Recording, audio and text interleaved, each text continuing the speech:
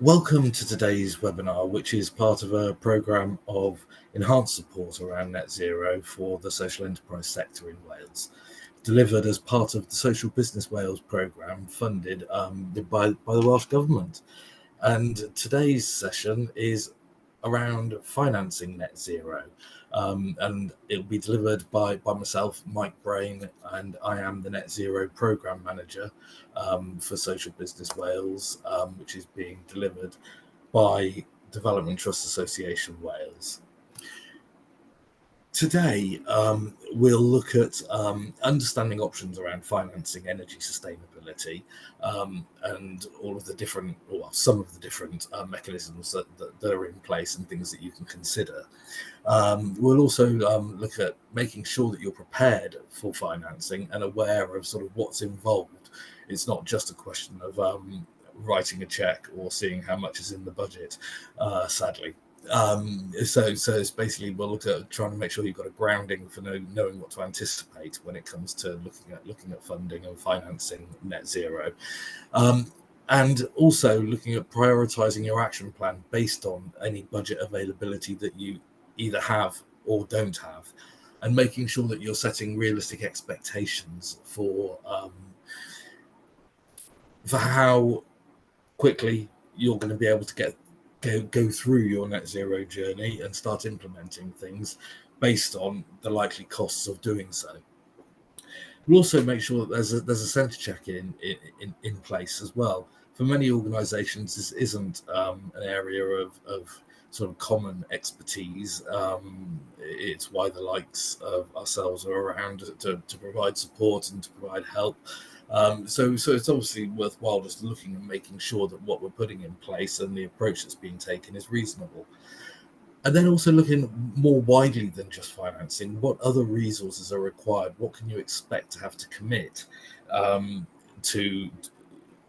to the delivery plan, and to making sure that your net zero journey is as impactful and successful as possible.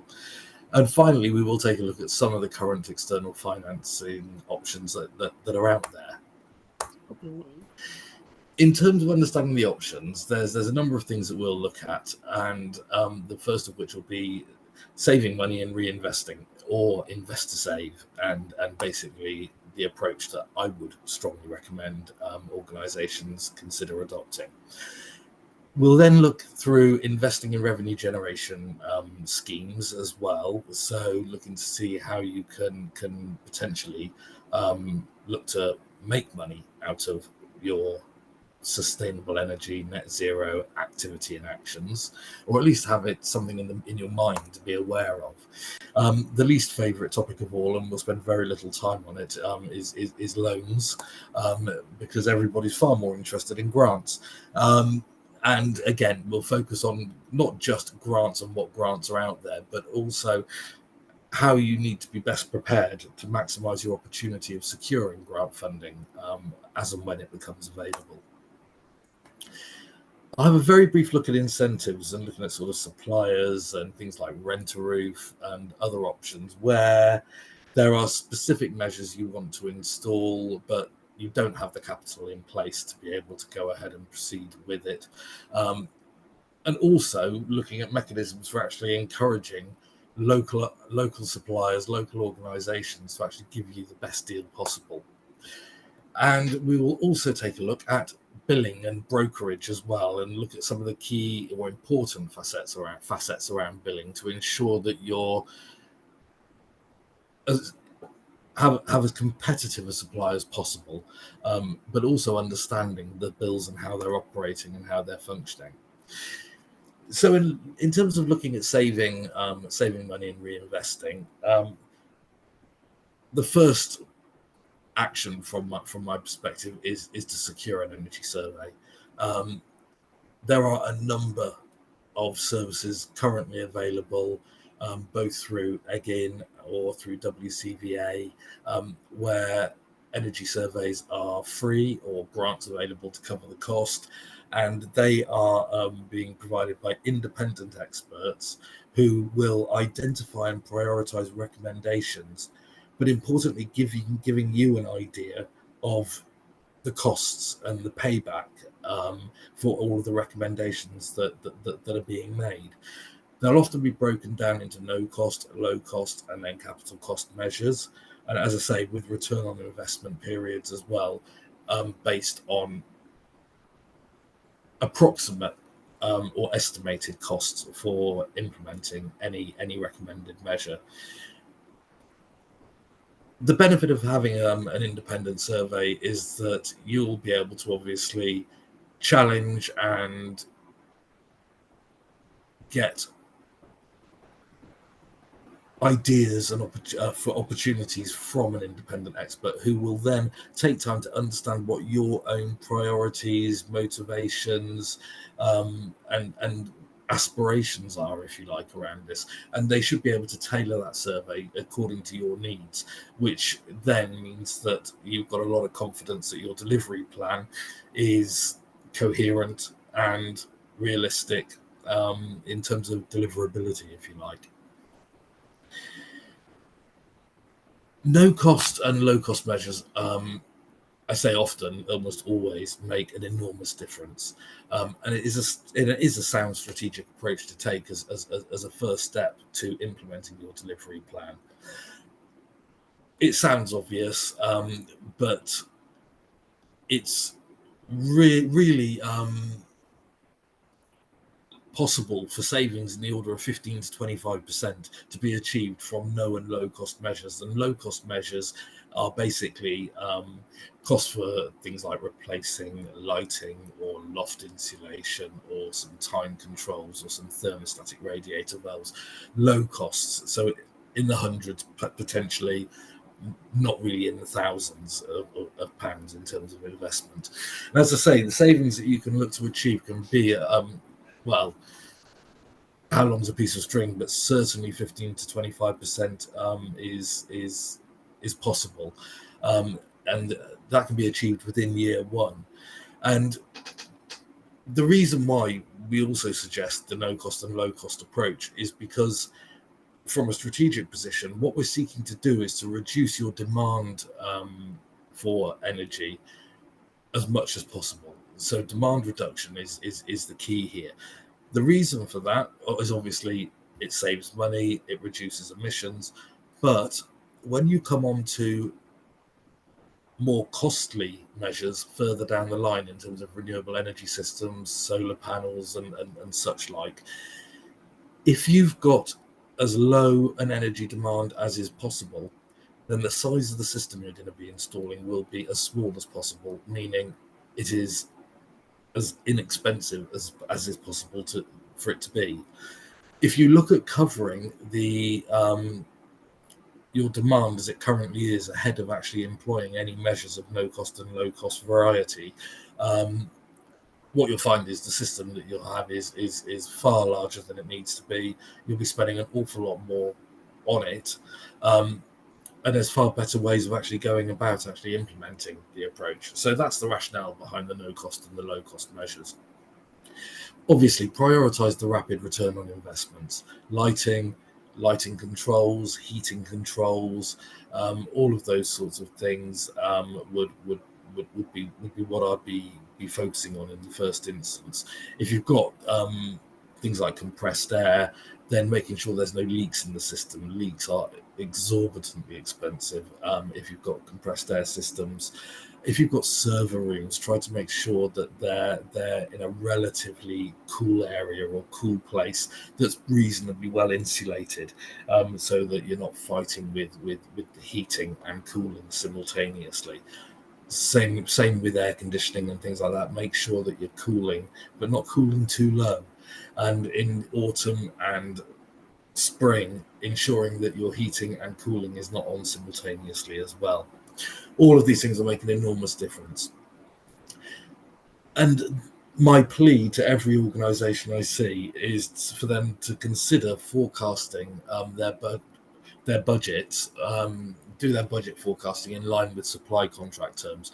So I guess what I'm really saying here is, if you've got a 3-year contract with your supplier, take your last 12 months worth of costs for heating and power, and use that as your budget for each year for the next 3 years. Then anything that you save beneath that cost, what we like to suggest is that you commit that saving and ring fence it to be able to invest in some of the mid to high cost measures, as the no and low cost measures are paying for themselves, if that makes sense. It's all too tempting to see the savings and then to give them to other departments. But the way of actually being able to get through the net zero journey and make good progress is to ensure that you are investing the savings you're achieving from your net zero activity. And we will come on and have a look at how long it takes and what the typical costs or what some costs might be, so that you've got an indication of what we're looking at here. In terms of investing in revenue generation schemes, this is likely to be based around the production of renewable energy, so solar panels and such like. If you've listened to other webinars, you'll have heard me talk about this before, but I've overseen work with a local authority that installed an enormous solar system, and they set up a private wire connection to the local leisure centre, so that all of the energy that they were exporting, that they weren't utilising, they were able to sell to the local leisure centre. The leisure centre was paying 40 pence per kilowatt hour, so they agreed a price of 20 pence per kilowatt hour. So the leisure centre halved its costs for the energy it purchased from the local authority. And the reason this worked was because had the local authority just exported that excess energy to the grid, they would only have received 5.5 pence per kilowatt hour as the export bonus. That's the rate of the export bonus. So they managed to secure nearly 4 times what they would otherwise have got. So it's often worthwhile thinking, if you've got the capacity for a larger system and you can do something valuable with it in terms of entering into agreements, power purchase agreements, whereby you are generating energy in one place and selling it to another place relatively locally, it's well worth considering what that might look like, particularly given utility prices are so high at the moment. The return on investment for solar photovoltaics is as low as it's ever been, as things currently stand. As an add-on, really, to the solar panels, if you've got the space, consider electric vehicle charge points.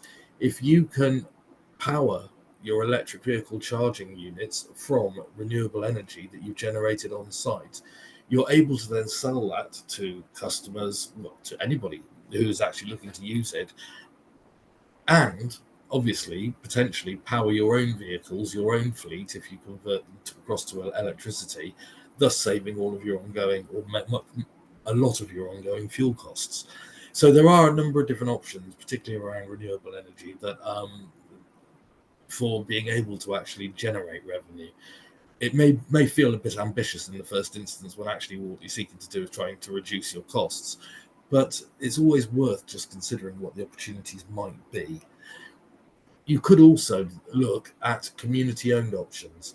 Now, this isn't necessarily a revenue generation scheme, but it felt appropriate to bring it in here, because for many organisations, they don't have the revenue to be able to invest in renewable energy systems. And one solution is to get your community, local community, to buy in and almost buy shares, if you like, in the system.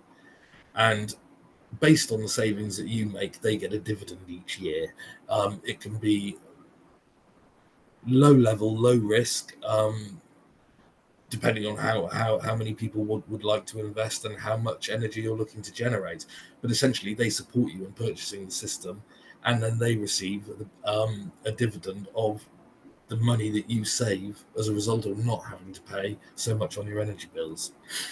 And as I say, speaking to cooperatives such as Al Co-op or EGNI Co-op, Independent Sustainable Energy, 7Y Energy Agency are a good port of call for this sort of thing. And the Energy Saving Trust and Carbon Trust are your standard go-to organisations, if you like, if you're in the non-domestic sphere. There are often grants that can be accessed, especially for third sector organisations. But the thing to be mindful of is that they're not all, or they're often not 100% grants. They do require, in many cases, match funding of 10, 20, 30%. So it's well worth considering how you're going to be able to provide that match funding, if you have the ability to find that match funding, and question if that then affects or impacts the decision making as to what you want to do with the grant funding, so in terms of how much you're actually going to apply for.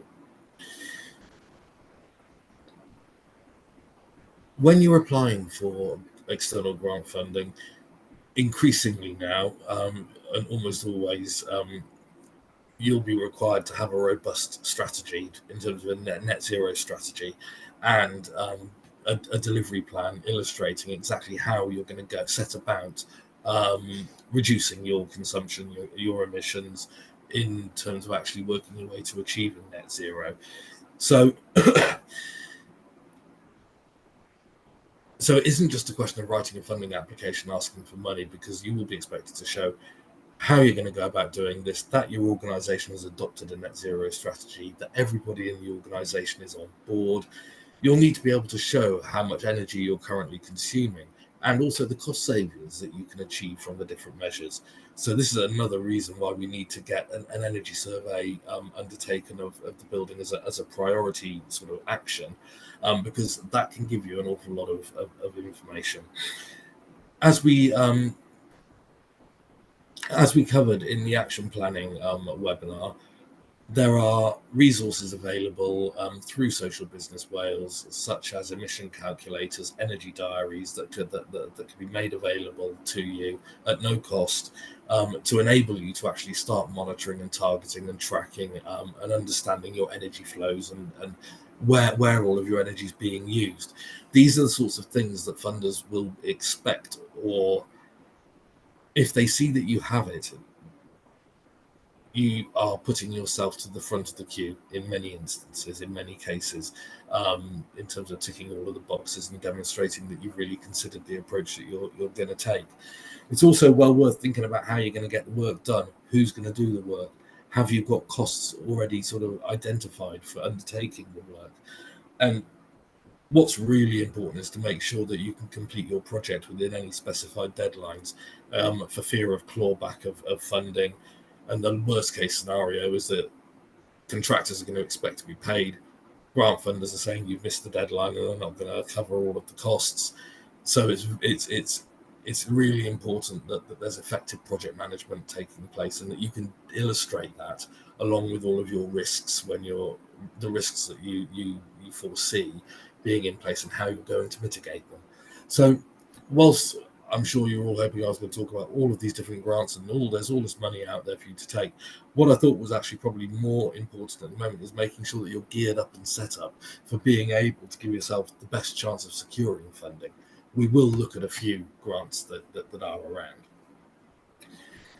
In terms of incentives and loans, I mean, really,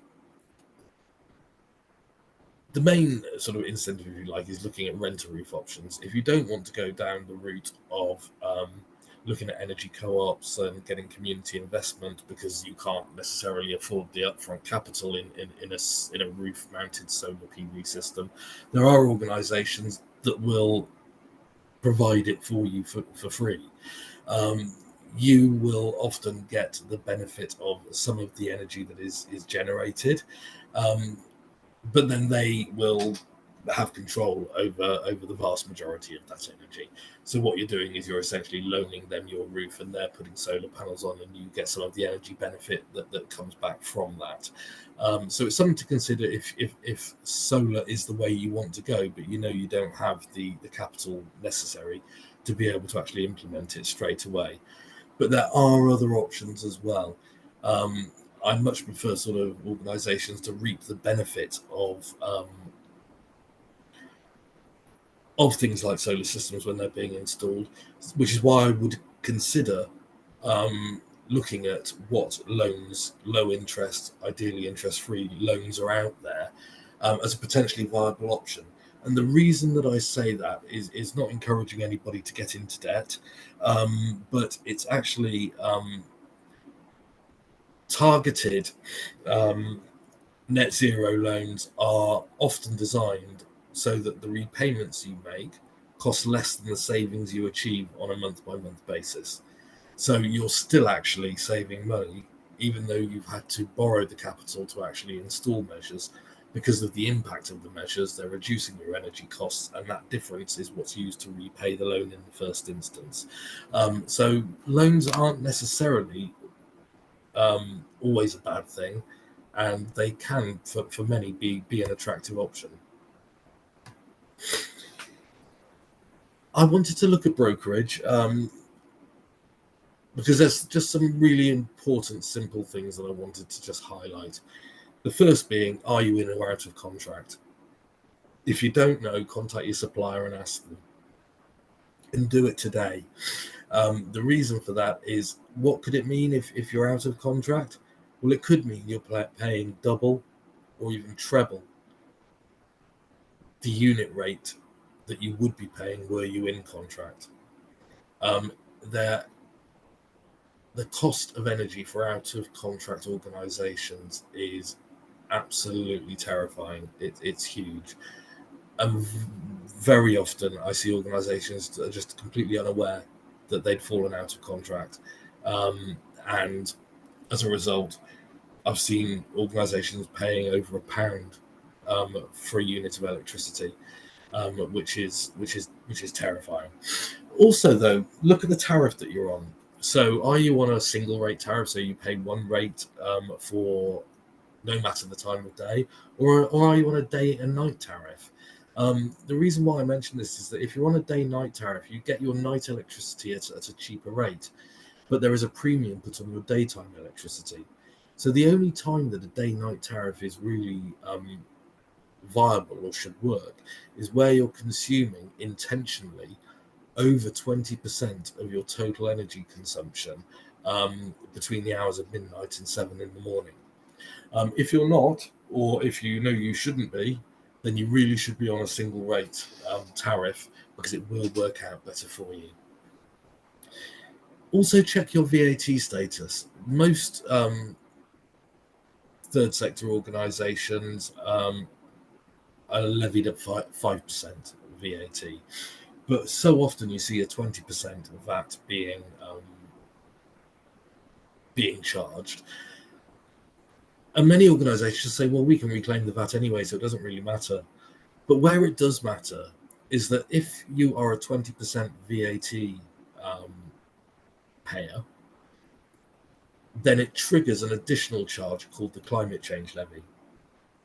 Now, the climate change levy isn't enormously expensive. It's typically less than 1 penny for every kilowatt hour of energy that you use.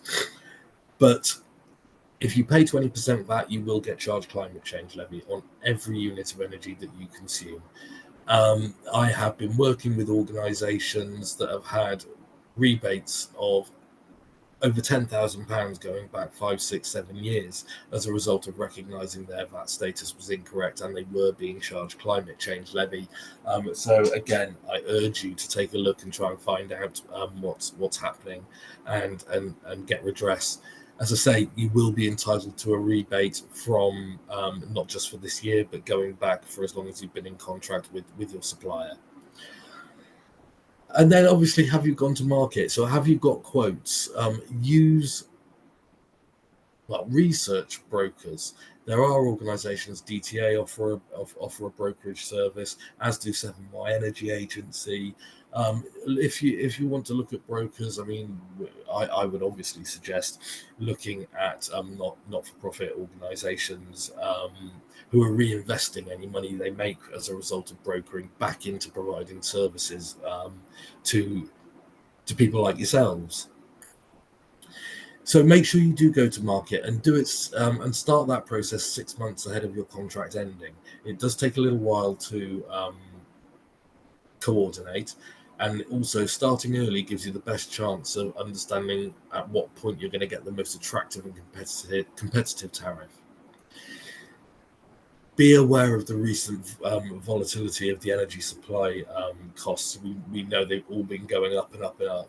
They have started coming down again. So be cautious about entering into a long-term agreement with any supplier immediately. And if you do it on the basis that it's affordable to you. Its likely costs will fall somewhat in the short to medium term, but there's no guarantee of that either.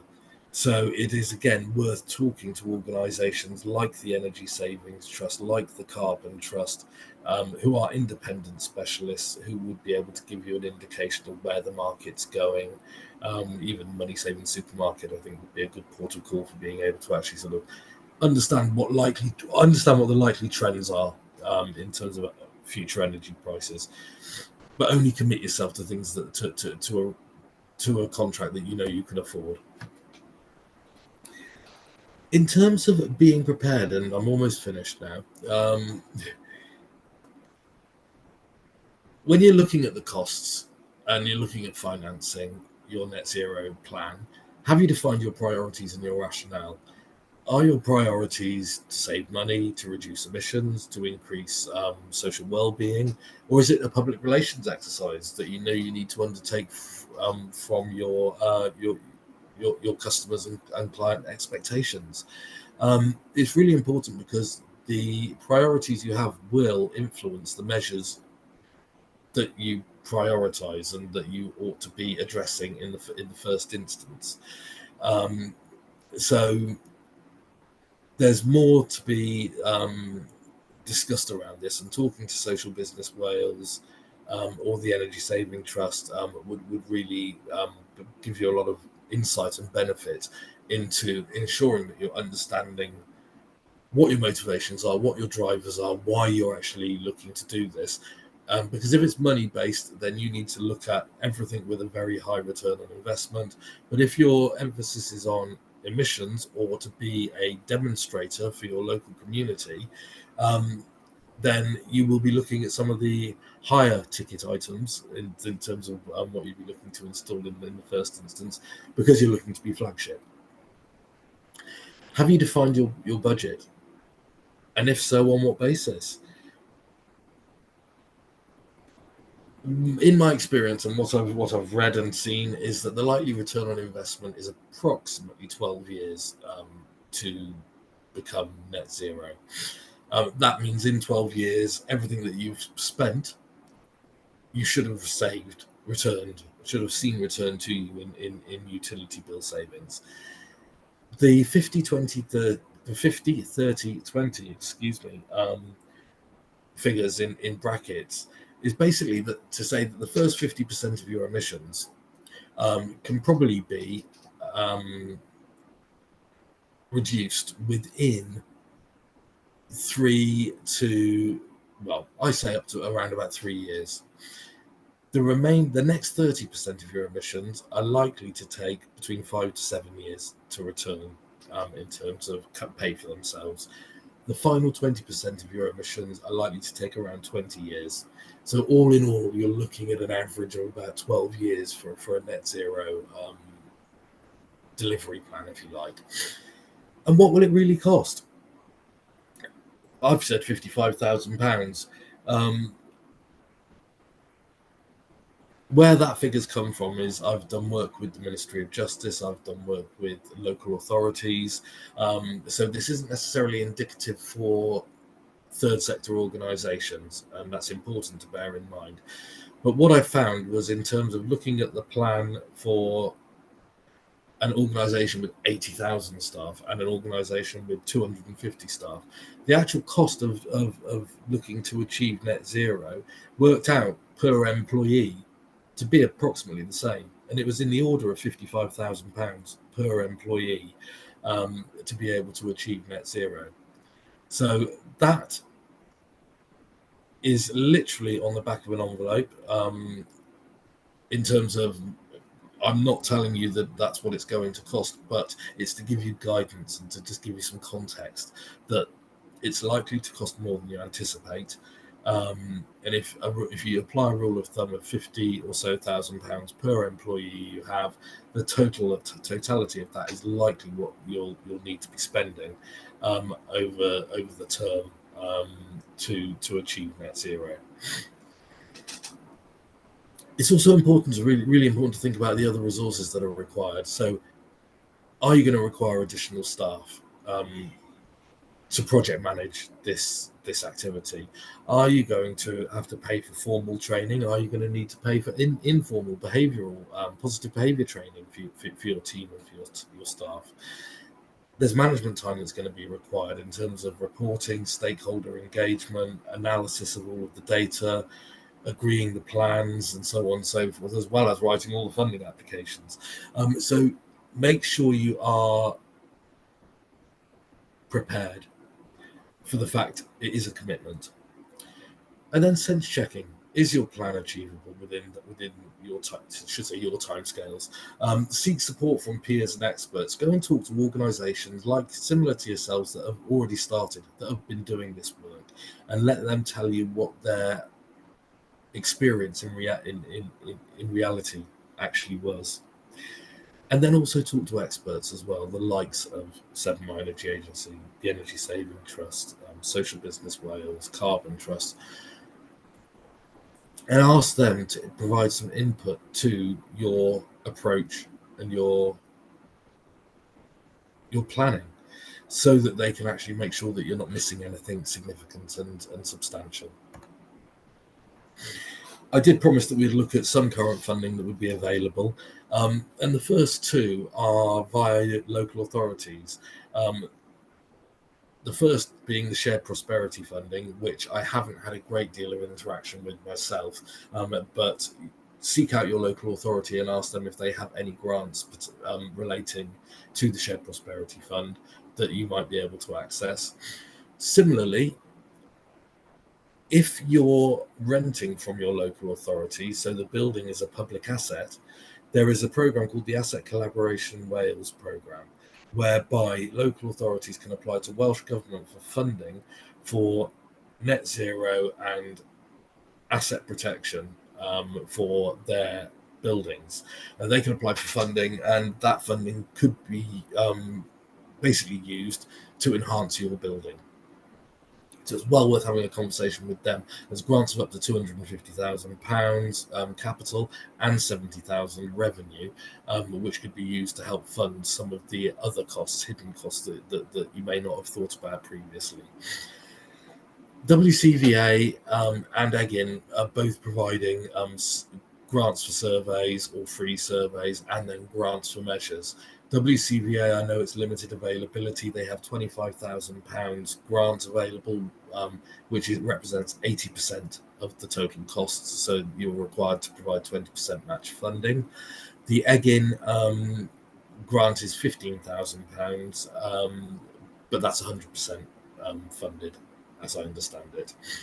There are grants through the organisations like Sports Wales, if you're relating to a sporting organisation or enterprise, and there are a plethora of localised and regional grants. Speak with your local association for voluntary organisations, who should be able to help you and point you in the right direction, unless you're happy to do it yourself, do the research online through sort of Funder Finder and the likes, to be able to see what's out there for you. That is the presentation. I have covered everything that I intended to. I hope that this has been of some interest, some interest to you,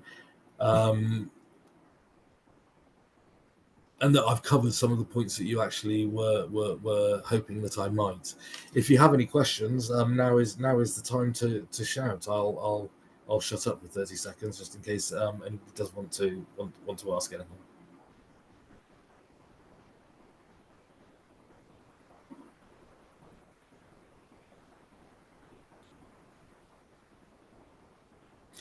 Okay then. Well, that being said, what we'll do is what we'll do is draw this to an end, and I'd just like to thank you for your time listening to the webinar. Again, I hope it was valuable and useful, and hope to see you again at the next one in our series. And until then, thank you very much. Bye for now.